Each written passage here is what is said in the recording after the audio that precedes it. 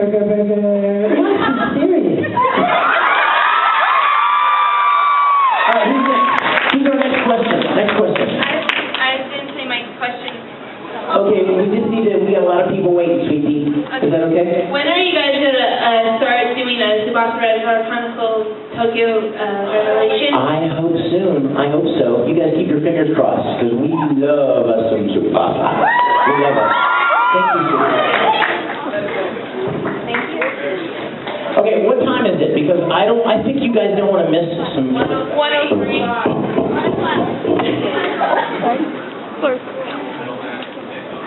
That's an old one. I could have sworn I threw all these away. I have like 2 brand new ones in there, and this must be an old one. Okay. All right, question. Hey. Hi. Hey, this is also my first time too. Welcome. What's your name? My name's Chris.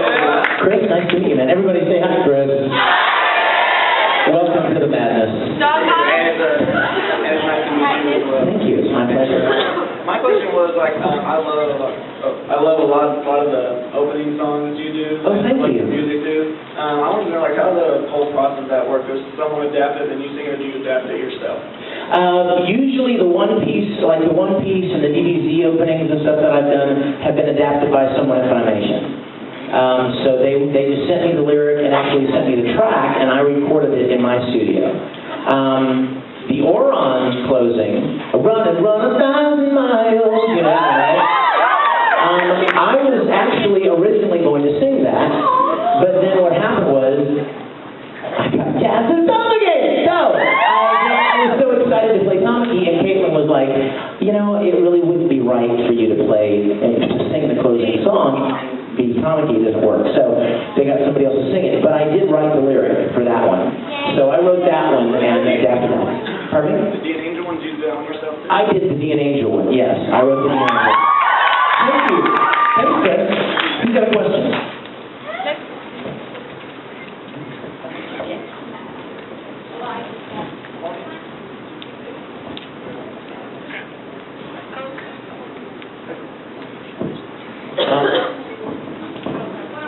Okay, it's 1:05, so I do want to share something with you guys if you want to see it.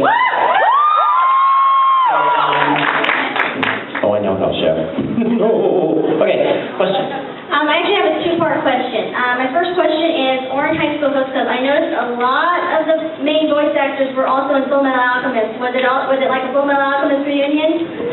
You know, it's funny. I've heard that before, and let me let you guys know about something. First of all, everybody was in Full Metal Alchemist. I'm serious. Am I wrong? Everybody. Everybody from Houston, everybody from Dallas. There were like 150 people in Full Metal Alchemist. I mean, it was a big show.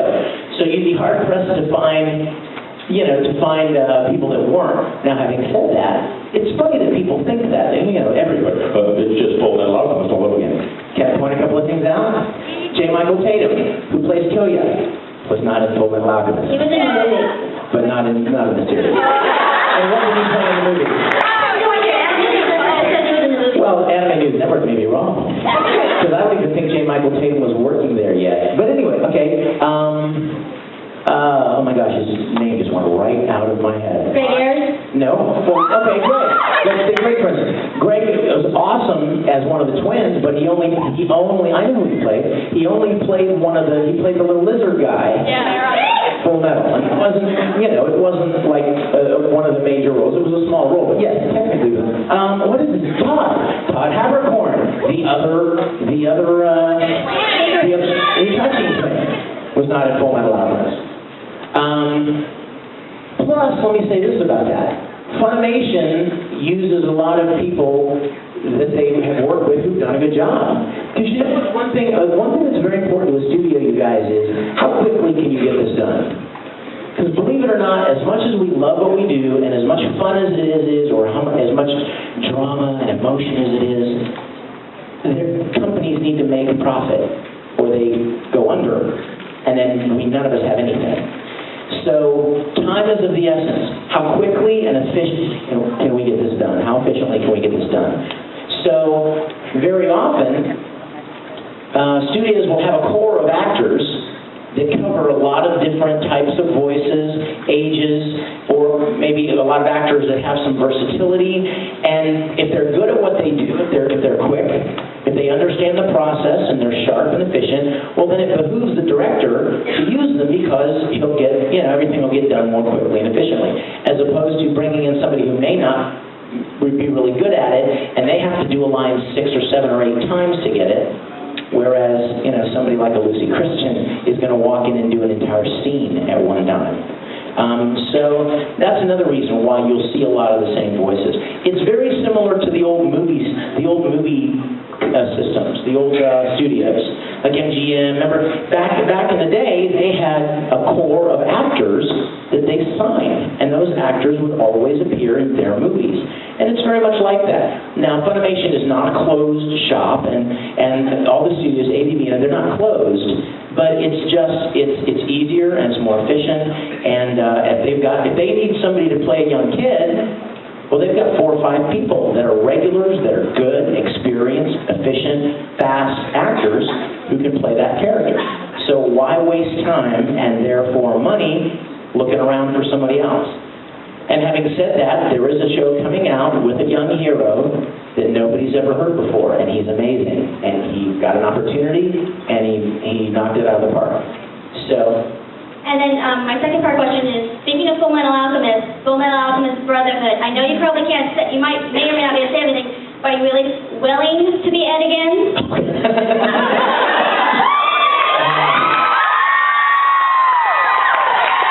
Willing to be Ed, oh my gosh.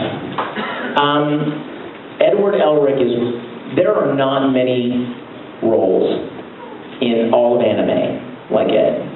And I am so blessed and privileged, and I thank God every day for the privilege to be a part of such an amazing show. And to have been a part of such an amazing cast. Everybody that was in that show was just awesome. And when it ended, we all wished there would have been more. But at the same time, we were glad that it ended strong. There are a lot of shows that don't. Somebody sees dollar signs, and so they keep making the show even though it's kind of like petered out, and the stories start getting lame and stupid, and it doesn't go anywhere, and you guys know exactly the kind of shows I'm talking about. And so we were glad that Full Metal did not go that way. We were glad that it ended strong. You wanted more. You want Ed and Al to get back with Winry, and you want Ed to punch Roy, and you want...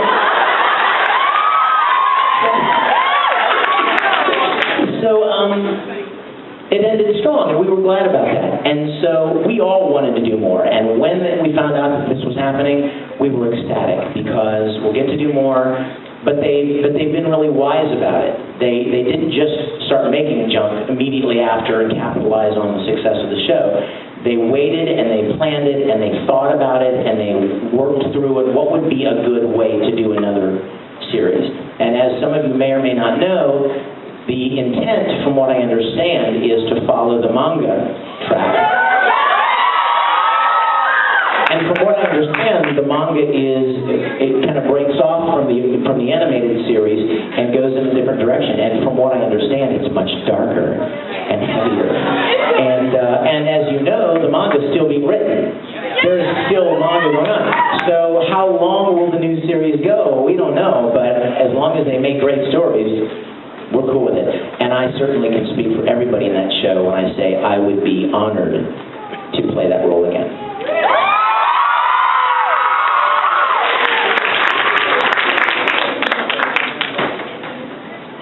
Give me 1 second, guys.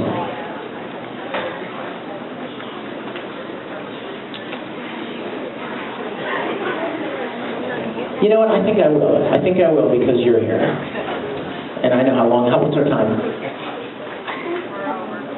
1:08. Okay, will you let me know when it's 1:15? Thanks. Who's got a question? I'm so glad you guys are here, by the way. I'm so glad you're here. You know what? Every time I walk up to a room, I think to myself,